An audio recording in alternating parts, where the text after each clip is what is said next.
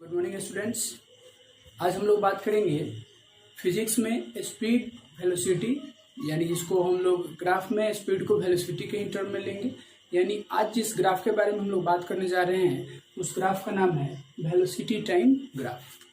Velocity time graph, आप इस velocity time graph को स्पीड टाइम ग्राफ भी बोल सकते हैं। मैंने बताया था आपको प्रीवियस वीडियो में कि वेलोसिटी टाइम ग्राफ हो या स्पीड टाइम ग्राफ हो, आप उस दोनों को, स्पीड को और वेलोसिटी को, ग्राफ के सेंस में हमेशा एक जैसा यूज कीजिए।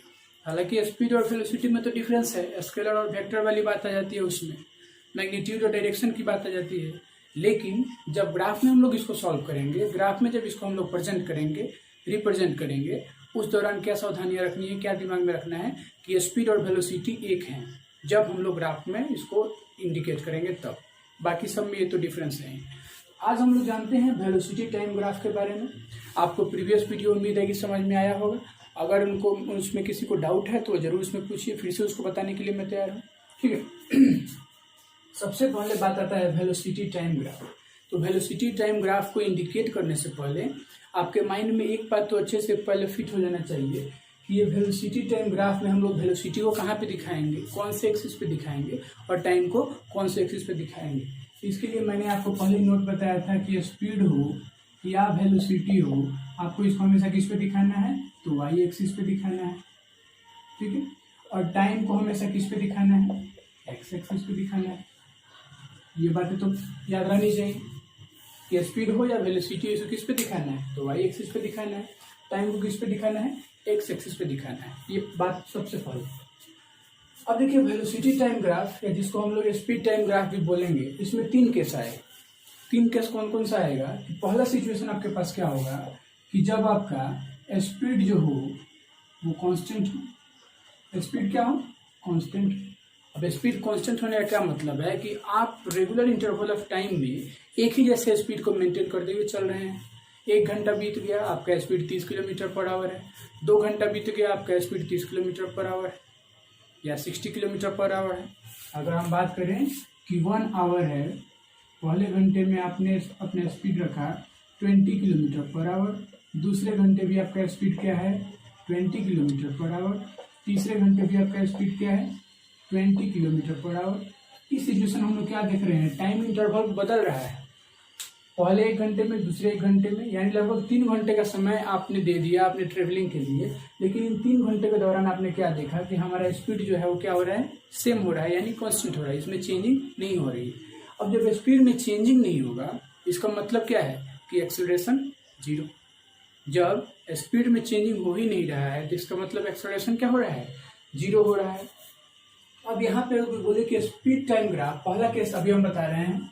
फर्स्ट केस क्या है कि speed time graph when the speed remains constant. Speed time graph जबकि हमारा स्पीड जो हो वो कांस्टेंट हो।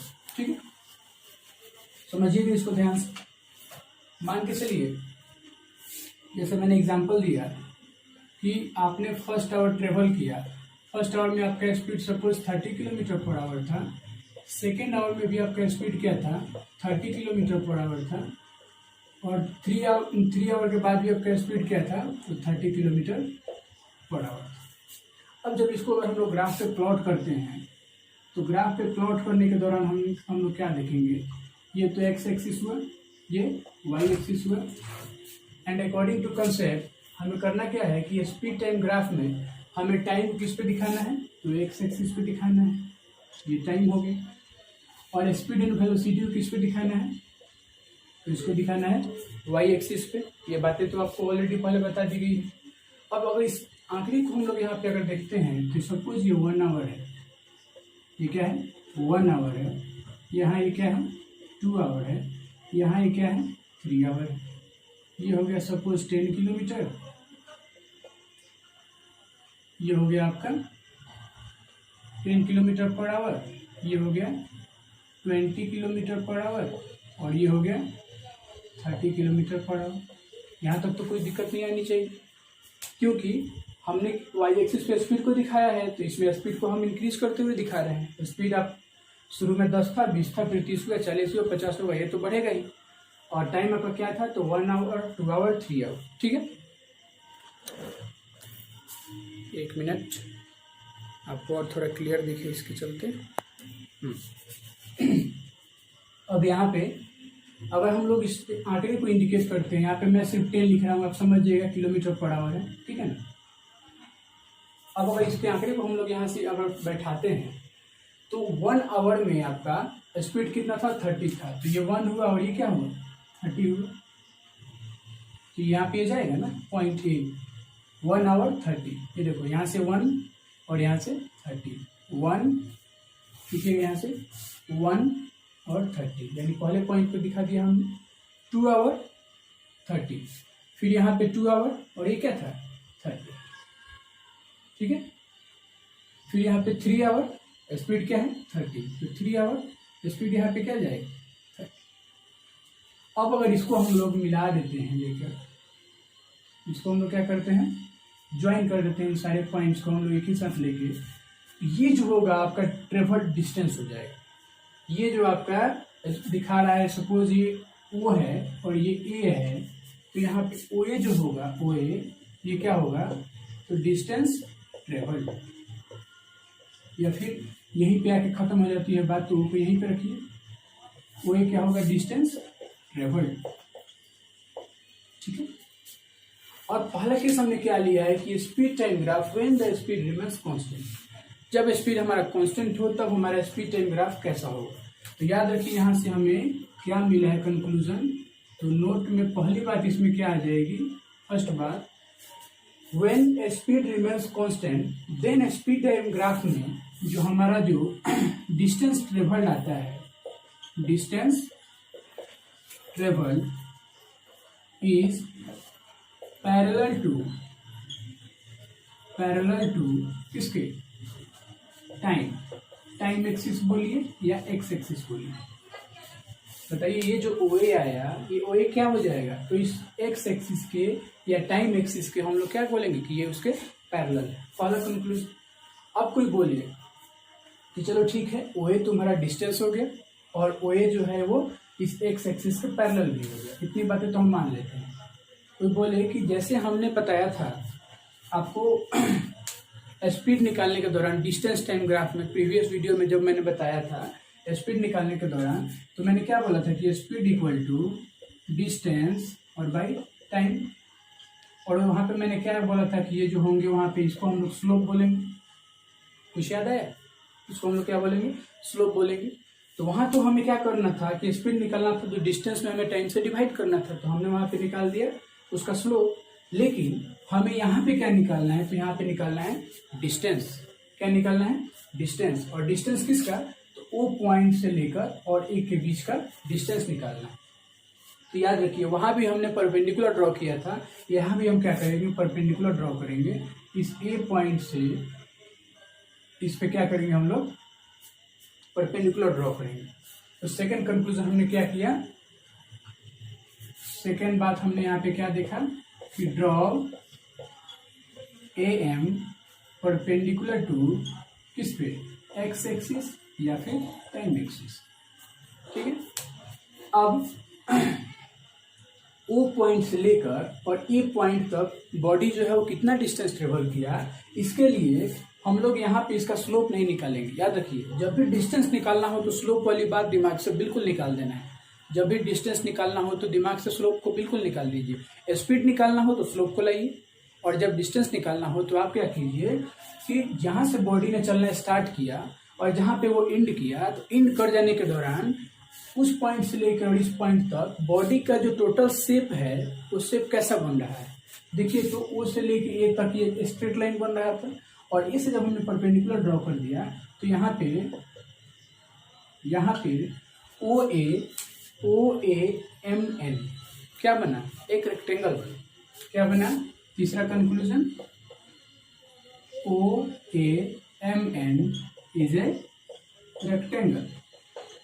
क्या बना, रेक्टेंगल बना। अब इस दौरान हम लोग यहाँ पर रेक्टेंगल की बात क्यों कर रहे हैं, तो रेक्टेंगल का बात करना इसलिए जरूरी है क्योंकि इस सिचुएशन में अगर आपको बॉडी का डिस्टेंस निकालना है तो डिस्टेंस निकालने के लिए आपको इस रेक्टेंगल का एरिया निकालना पड़ेगा। यानी number 4 point and most important point, to find distance travelled, to find distance travelled we find इस सिचुएशन में एरिया ऑफ क्या रेक्टेंगल, एरिया ऑफ रेक्टेंगल, इसका क्या निकाल देना है, एरिया निकाल देना है। यानी पांचों पॉइंट में अगर हम लोग बात करें एरिया ऑफ रेक्टेंगल, कौन सा रेक्टेंगल है, तो रेक्टेंगल का नाम है OAMN, इक्वल टू क्या होता है, लेंथ इंटू ब्रेथ होता है, इक्वल टू क्या होता है, लेंथ इंटू ब्रेथ होता है। यानी अगर बात किया जाए तो OA इंटू क्या हो जाएगा बताइए, OA into AM, OA into AM। अब OA जो है वो क्या है, ये OA NM के इक्वल होगा, because opposite sides of rectangles are equal, यानी OA इक्वल टू क्या हो जाएगा MN, तो OA की जगह पर हम लिख देते हैं MN और इंटू AM की जगह पर क्या लिख देते हैं ON। ये हो जाएगा उस रेक्टेंगल का एरिया और यही हो जाएगा उस बॉडी द्वारा ट्रेवल डिस्टेंस। यानी पहले केस में हम लोगों ने अभी क्या देखा, when speed time graph, when the speed remains constant, एक बार समरी देख लीजिए इसका। जब पहला कंक्लूजन कि जब स्पीड हमारा कांस्टेंट हो तो एक्सेलरेशन जीरो होगा, जब आपका स्पीड चेंज ही नहीं हो रहा तो एक्सेलरेशन किस बात का, तो जब स्पीड हमारा कांस्टेंट हो तो एक्सेलरेशन जीरो, और जब स्पीड कांस्टेंट हो तो हमारा जो स्पीड टाइम ग्राफ आएगा उसमें जो डिस्टेंस ट्रेवल्ड होगा किसी बॉडी के द्वारा वो जो होगा एक स्ट्रेट लाइन होगा और वो पैरेलल हो जाएगा टाइम एक्सिस के या एक्स एक्सिस के। पहला conclusion, distance travelled is parallel to time axis या एक्स एक्सिस। एंड सेकंड, अब इसके बाद वो बोले कि वो बॉडी कितना डिस्टेंस ट्रेवल किया है ये निकालिए, तो उसके लिए हमें क्या करना है, तो उस बॉडी जहाँ पे बॉडी लास्ट किया है वहाँ से परपेंडिकुलर डाल दीजिए एक्स एक्सिस पे। उस दौरान क्या मिलेगा आपको, एक रेक्टेंगल मिलेगा। उस रेक्टेंगल का अगर आप एरिया निकाल देते हैं तो एरिया जो हो जाएगा उस बॉडी द्वारा ट्रेवल डिस्टेंस हो जाएगा, अगर वो बॉडी का स्पीड जो है वो कांस्टेंट है पहले केस में। इसको नोट डाउन कीजिए, फिर दूसरे केस पे आते हैं।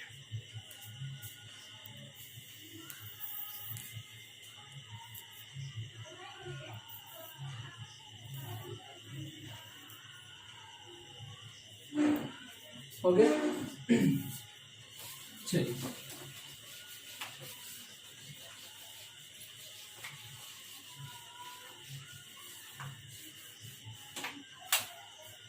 सेकेंड सिचुएशन क्या होगा, speed time graph when the speed remains constant नहीं, when the speed changes constantly. देखिए दोनों में अंतर है, वहाँ पे स्पीड एक जैसा था, आपने जो स्टार्टिंग में स्पीड लिया था वही स्पीड मेंटेन करते हुए आगे की तरफ जा रहे हैं, लेकिन यहाँ पे क्या होगा, तो उस बॉडी का स्पीड जो होगा चेंज होगा, कॉन्स्टेंटली चेंज होगा, एक जैसे चेंज हो जाएगा। या इसको ऐसे बोलते हैं speed changes at equal interval of time, equal interval of time, उसका जो स्पीड हो जाएगा वो इक्वल इंटरवल ऑफ टाइम में क्या होगा, चेंज हो जाएगा। अब इस दौरान अगर हम लोग डाटा देखें तो पहले घंटे में बॉडी जो था वो 10 किलोमीटर पर आवर के स्पीड से गया, दूसरे घंटे में वही बॉडी स्पीड अपना बढ़ा लिया 20 किलोमीटर पर आवर, तीसरे घंटे में वही बॉडी 30 किलोमीटर पर आवर, चौथे घंटे में वही body 40 kilometre per hour. Graph पे अगर इसको हम लोग प्लॉट करेंगे तो सबसे पहली बात तो याद होनी चाहिए, कौन सी बात, तो टाइम को ले लीजिए एक्स एक्सिस पे। चलो टाइम को ले लिया गया यहाँ पे एक्स एक्सिस पे, ये वाई एक्सिस हो गया, इस पर हम लोग किसको लेंगे, स्पीड को लेंगे या वेलोसिटी को लेंगे, ये भी ठीक है।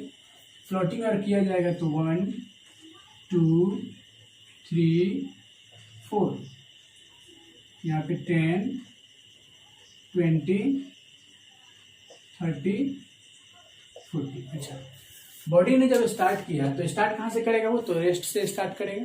जब भी कोई बॉडी स्टार्ट होगा तो क्या होगा, रेस्ट से, यानी उस स्टेज में उसका सब कुछ क्या होगा, जीरो। यानी बॉडी ने यहाँ से चलना शुरू किया, आपका इनिशियल पॉइंट जो होगा उसका ओरिजिन हो जाएगा जहाँ से उसने चला, जिसको हमने रेफरेंस पॉइंट भी बोला था। अच्छा, पहले घंटे में बॉडी कितना गया, तो 10 गया, ये पहला आवर हुआ, और यहाँ पे ये 10 पॉइंट पे ध्यान दीजिए। पहले आवर में बॉडी में ये फर्स्ट और ये 10, फिर यहाँ से इसको हम डॉटेड से दिखा भी देते हैं। दूसरे आवर में बॉडी गया 20 किलोमीटर पर आवर के स्पीड से, तो ये 2 हुआ, ये 20 हुआ, यानी यहाँ पे जाएगा ये, इसको भी डॉटेड से दिखा दीजिए, यहाँ भी डॉटेड लाइन। अच्छा, तीसरे में क्या गया, ये गया 30 किलोमीटर पर आवर, तो 3 हुआ और 30 यहाँ पे हुआ, कुछ इस तरीके से यहाँ पे 3 हुआ और ये 30 के स्पीड से गया। चौथे घंटे में स्पीड इसने अपना बढ़ा लिया 40 के स्पीड से, इस पॉइंट पे गया ये।